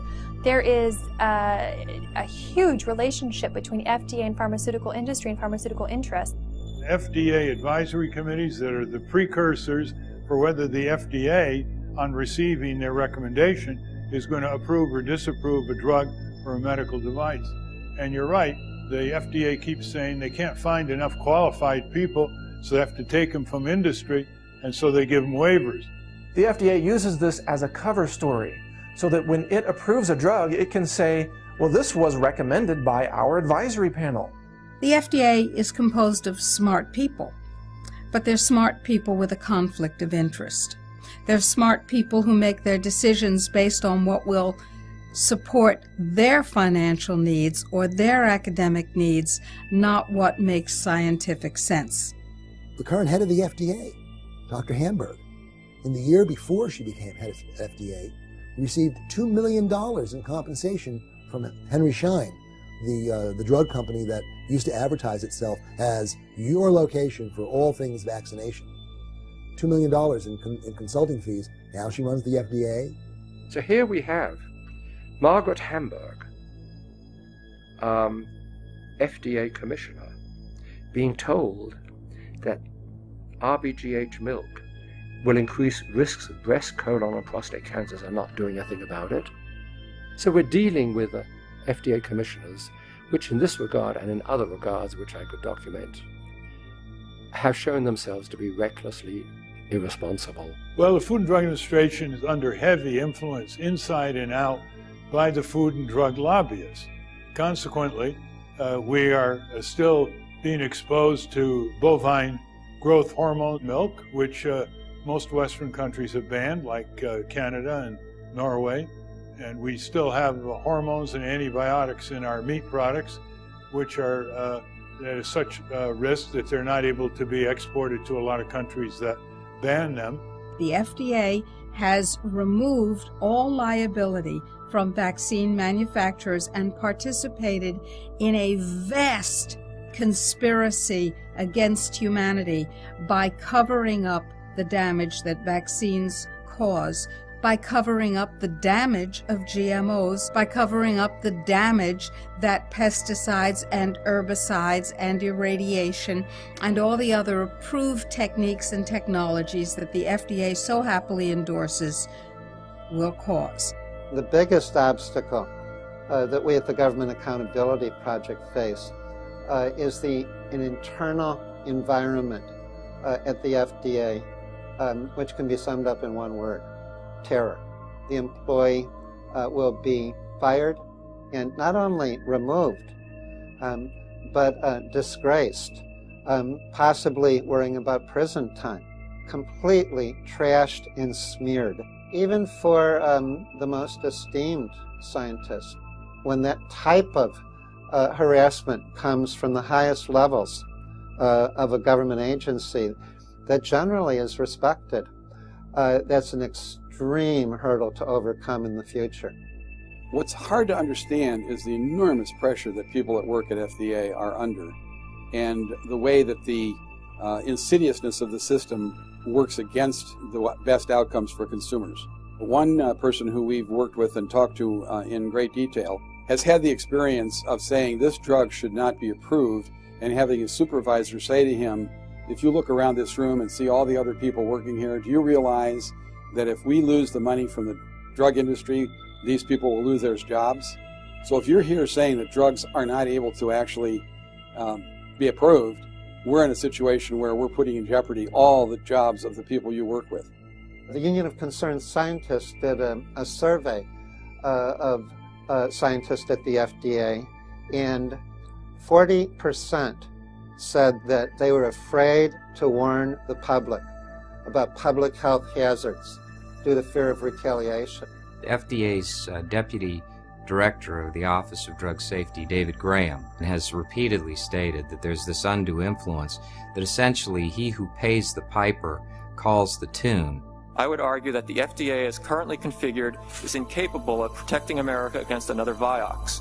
We are virtually defenseless. It is important that this committee and the American people understand that what happened with Vioxx is really a symptom of something far more dangerous to the safety of the American people. Simply put, FDA and the Center for Drug Evaluation and Research are broken. When I appeared before the Senate Finance Committee and announced to the world that FDA was incapable of protecting America from unsafe drugs or from another Vioxx, FDA is responsible for 140,000 heart attacks, 60,000 dead Americans. That's as many people as were killed in the Vietnam War. Within the Center for Drug Evaluation and Research, about 80% of the resources are geared towards the approval of new drugs, and 20% is for everything else. Drug safety is about 5%. Congress has created that structure by PDUFA, the Prescription Drug User Fee Act, by which drug companies pay money to FDA so that FDA will review and approve its drugs. For industry, every day that a drug is held up from being marketed, in their minds, that's another $1 to $2 million of profit that they're being denied. And so the incentive is really review the drugs as quickly as possible, approve them as quickly as possible, and don't stand in the way of our making profit. When Dr. Graham challenged this atrocity from our government's friendly fire against trusting citizens, he got what I call the SS tactic. He was stripped of his duties, or there was an attempt to strip him of his duties, which was blocked thanks to support from Senator Charles Grassley. And to have 9 whistleblowers step forward together and sign a letter complaining about these outrageous medical practices was really unprecedented. And FDA's reaction to this whistleblowing was also unprecedented. They didn't listen to them. They didn't make any change. They were being forced and pressured to approve medical devices that could harm patients, and in some cases actually lead to thousands of cancers. The device that the managers demanded be approved was submitted by General Electric, a powerful special interest. I was fired for sending emails from my private account with the sole basis of my removal. I was sending that information to Congress, to Office of Special Counsel. We also sent personally several emails to Commissioner Hamburg. She did not respond. I believe there is too much politics and not enough of science. People are going to be hurt because of negligence that is ongoing. The entire regulatory process is premised on scientists and doctors and other professionals doing an honest look at these devices, the drugs, the vaccines, all of the medical tools that the FDA has to approve. It's predicated on honest and independent medical assessment. And if you corrupt that process through pressure, through overriding legitimate medical concerns, and ultimately by firing doctors and scientists who raise alternative and raise medical issues, the process is broken and in bad need of repair, and the American public is at risk.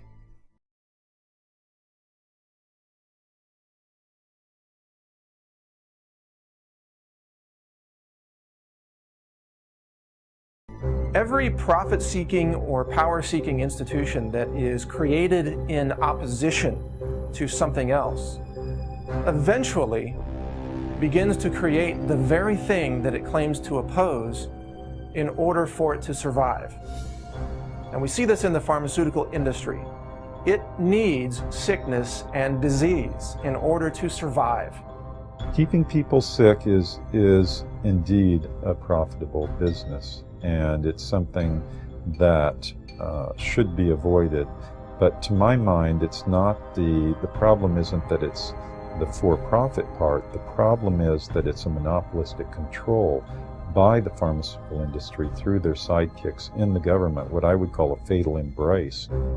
I think the time is coming when Congress is going to have to hear the voice of practitioners and researchers who are pointing out other ways of dealing with health issues other than by writing yet another prescription. Because the fact of the matter is, most of the conditions we're dealing with today, whether it's diabetes or high blood pressure or cancer, high cholesterol levels, these are things where there isn't a single pill that's going to solve the problem. We put a person on pills not for 2 weeks to knock out a pneumonia. We put them on drugs for life to control their cholesterol and control their blood pressure. And it's a goldmine for the drug industry and a rather poor bargain for the patient. The drug companies are in the business of making money. They're not in the business of healing people. So they look at that drug in terms of a product that's going to bring them profit. And if certain people are harmed, that is just the cost of doing business. I can be an executive of a Fortune 500 drug company, and I can acquire FDA approval for an agent that may kill people. I can know that there are going to be a certain number of people who will die from this drug. I can introduce it into the market, have those people die.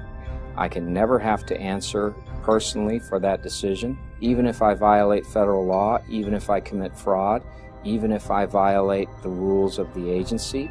I can still count on the FDA not to hurt my company. I can still count on the FDA to accept a small pittance of the profits that I make from my products in order to continue to do business.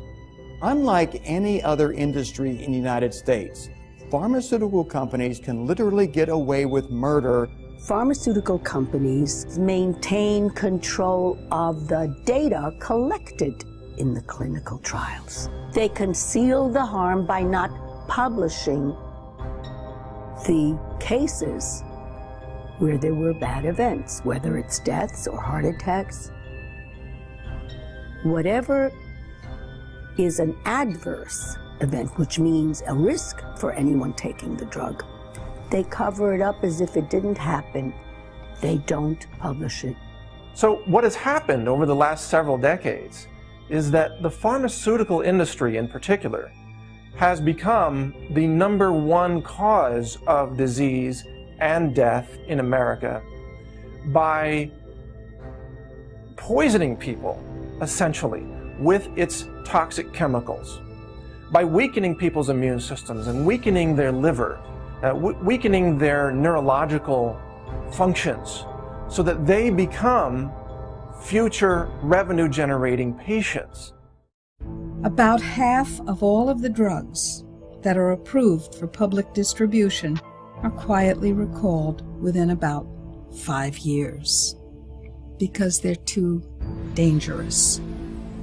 Vioxx has killed at least 60,000 Americans. It caused about 130,000 excess cases of heart attack and strokes. It's one of the most lethal drugs ever approved because it was used by so many people.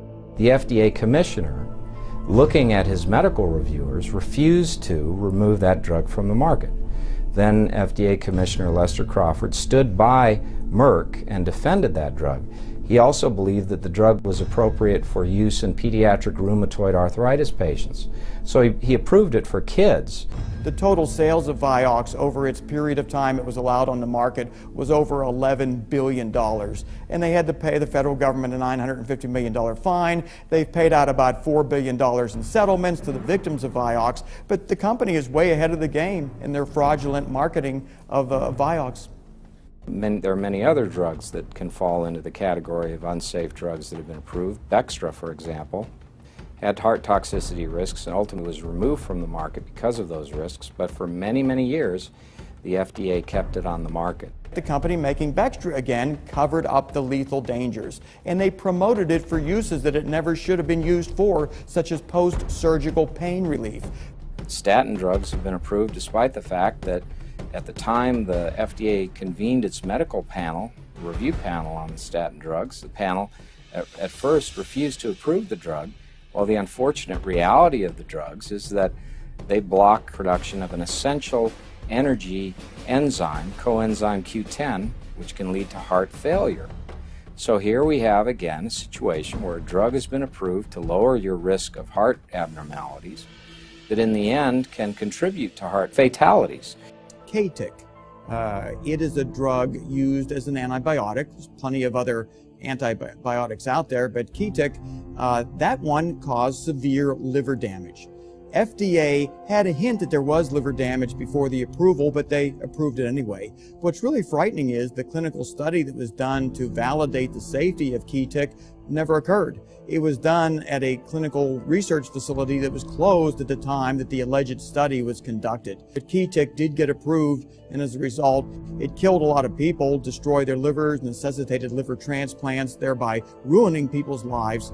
It was something that never should have been allowed on the market, eventually was withdrawn, but it never should have been approved in the first place. There's one drug, Tracelol. Tracelol was used during heart surgery to prevent some bleeding, to control bleeding. And when they finally found that Tracelol killed about 1,000 people per month, the drug company actually went to a very famous Harvard professor and tried to drown him in money to schmooze things over. Well, the man was so disgusted with that approach, he went public, and Tracelol was taken off the market all over the world. But guess what? Only in the US, the FDA issued a warning. Well, how could we interfere with drug company profits? Tracelol's withdrawal was delayed for 2 years because the company did everything possible to keep it on the market. They were charging $1,000 per injection. They wanted as many people to be on this drug for as long as possible so they could continue making outrageous profits. Most of these really terrible drugs are prescribed chronically. They're tested 6 weeks, but they're taken year after year, and that's buildup. When a drug has toxicity, it builds up. Diabetes doesn't happen overnight, although it is frightening the fast speed at which children become diabetic from antipsychotics.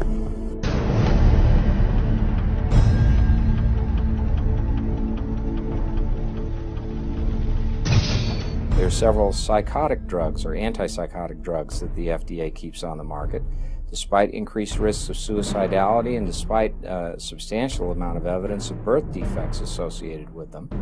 And there's Paxil, Zoloft, Fexor. These drugs and many others that are like them that are serotonin reuptake inhibitors have been shown to lack efficacy. The British health authorities banned the substance for children and for young adults. And in the United States, instead, the best that could be done was a black box warning, so that here in our country, we still make these drugs available to youth and increase the risk of suicidality as a result. If they had honestly told, GlaxoSmithKline had told parents, say, that what we now know, that taking Paxil is 8 times more likely to cause somebody to commit suicide than taking a sugar pill in the clinical trials, which they knew before the drug was even approved. If you were to tell a parent that, they're not about to give their kid that drug. This is 911. Who is this?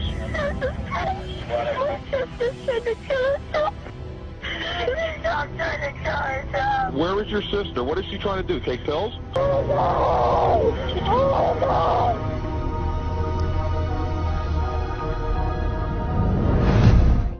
Avandia increases the risk of heart attack. And as a general heart toxin, it has been condemned in the peer-reviewed scientific literature. Despite that fact, FDA's own scientific review panel held it to be a heart toxin. Commissioner Hamburg decided that she would keep it on the market, available to those who are currently using it for precisely those people who are at the greatest risk of a heart attack or other heart abnormality arising from the drug. Accutane.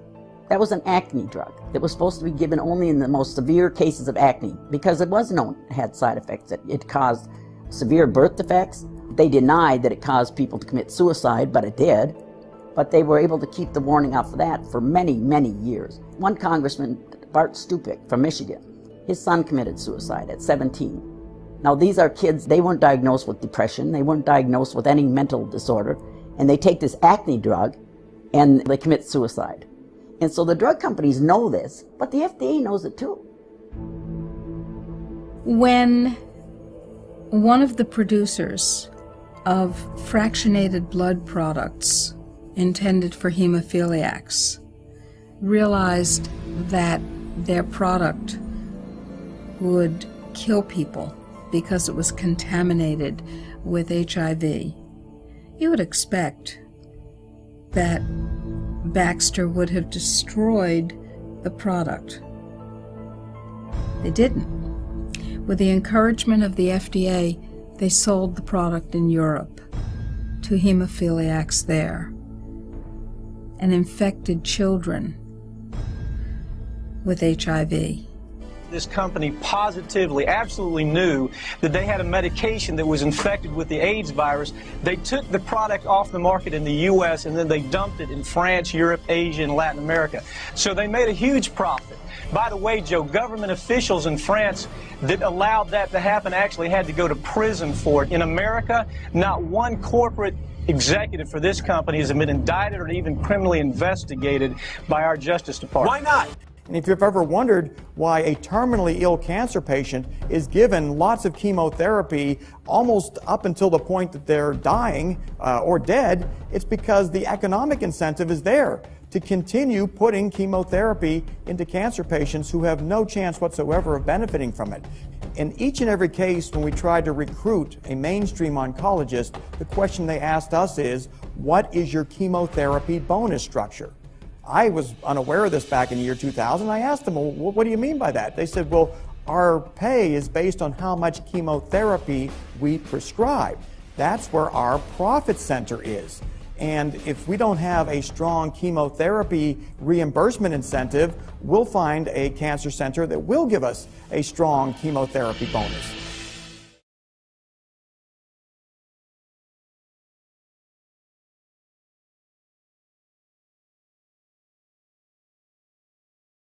Nine-tenths of all laws made by the United States are not the product of those we elect who work here, but the product of those who inhabit the Independent Regulatory Commission, who are unelected, unaccountable to the courts, the Congress, the American people. It's interesting that in the Declaration of Independence, they listed the acts of tyranny by King George III. It was stated that King George has created a multitude of new offices and sent swarms of officers to harass our people and eat out their substance. Now I ask you, what is the difference between King George and what he was doing to the citizens of this country and what the U.S. regulatory agencies are doing to them today? And the correct answer to that question is there is no difference. The system is so broken that it can't be repaired. It can be pressed. It can be shaped by serious amounts of pushback. But ultimately, if we're going to protect our lives and our health, we have to completely redo the system. Right now, the regulated industries, food and drugs, totally control the regulatory process.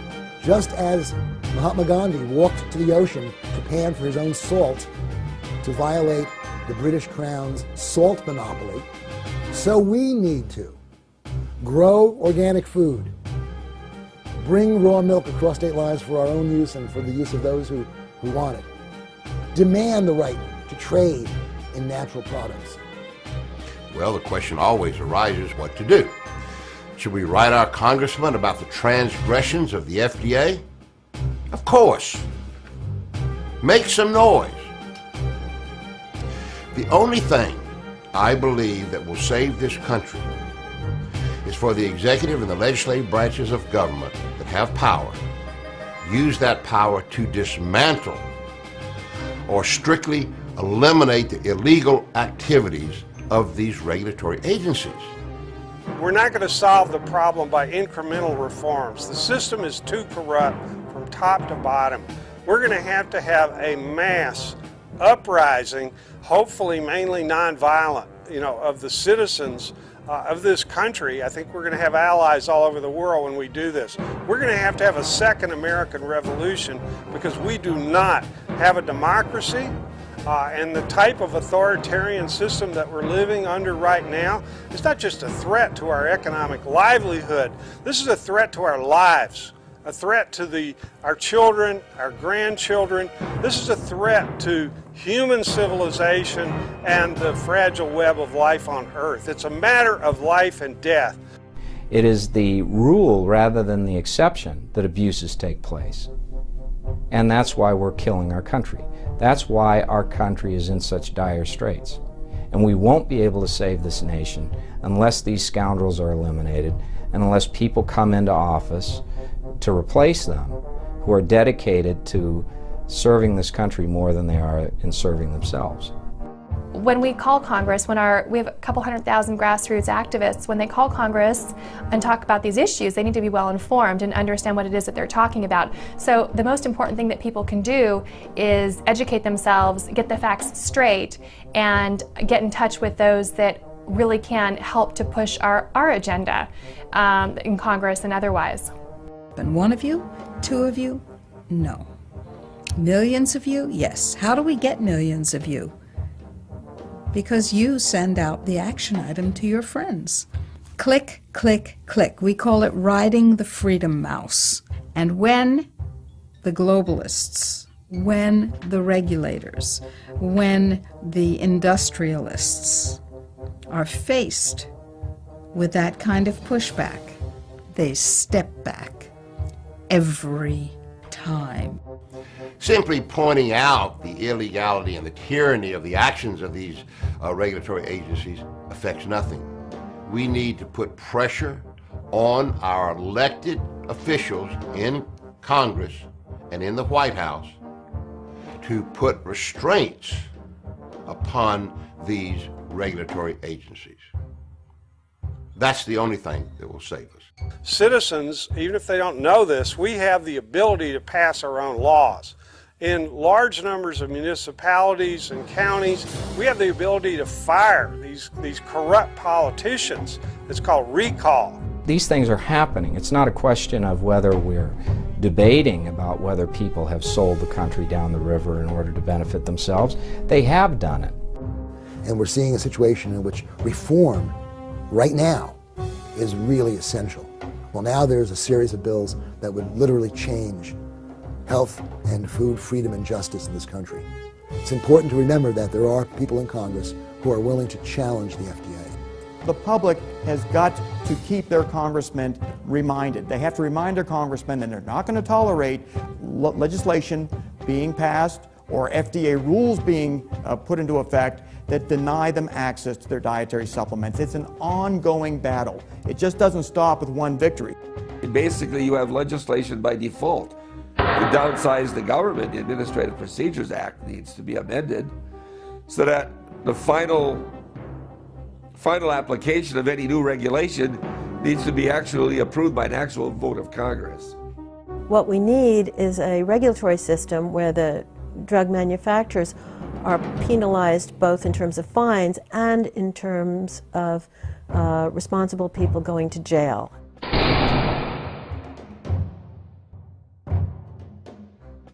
actually take these executives from drug companies to court. We actually require that new drugs are more effective than older drugs.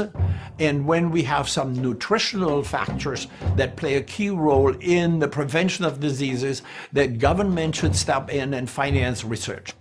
The movement needs to get better organized. The FDA, they got teams. They're organized. They got all this information, and everyone else is disorganized because they're isolated here and there, and they don't communicate. There's no central battle to plan a counterattack against this. We're going to have a second revolution down the road, but we need to start getting organized and very strategic about it right now. Two sectors of the movement need to come together. One of them is the alternative health sector, the people who see very closely how Big Pharma and the FDA are a serious threat to public health, to our survival.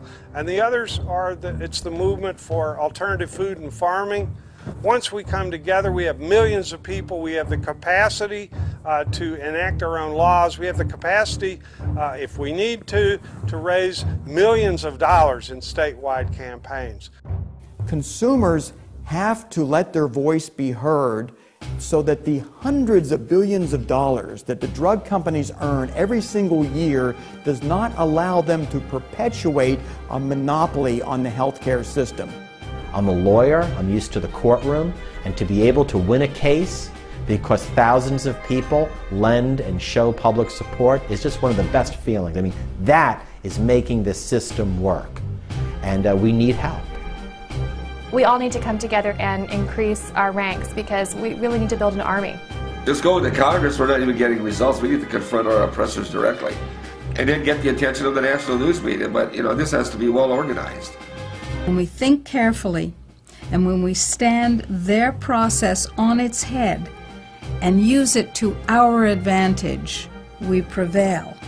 Here we are today with the greatest threat coming not from foreign foes, but from domestic ones, but who are actually filling the elected offices of the United States government and also the unelected ones. So it is our duty to reassert our sovereignty, to take back the power and the ability that we once had to ensure that those rights are protected once again. Our country was founded to protect the Constitution and the Bill of Rights. They didn't give them the mechanism to where a president and a Congress can merely pass a law that is more powerful than the Bill of Rights or the Constitution. No, they said you had to jump through hoops. You have to amend the Constitution to change it, which we all know is probably a 10-year process at the most. They wanted to make it difficult to do that. And yet we blindly now are passing laws that render the Constitution and the Bill of Rights worthless documents. And I think that's where the trouble comes in. We're not following the official documents of how our country is to run, and if you don't do that, then what do you stand for? There's really only one answer. Why do you sell your government away? Why do you sell the rights of people away? Why do you abandon this country? Well, you do it because you're a traitor. Because you value yourself more than your country. Because you value your own economic future more than you do the welfare of the American people. The only reason that things don't change is because we didn't become activated enough to cause them to change. But it's our planet, it's our health, it's our future, and it's our choice. We are the people. You will not take our rights, you will not take our liberties, and we will not let this stand. Give us liberty or give us death.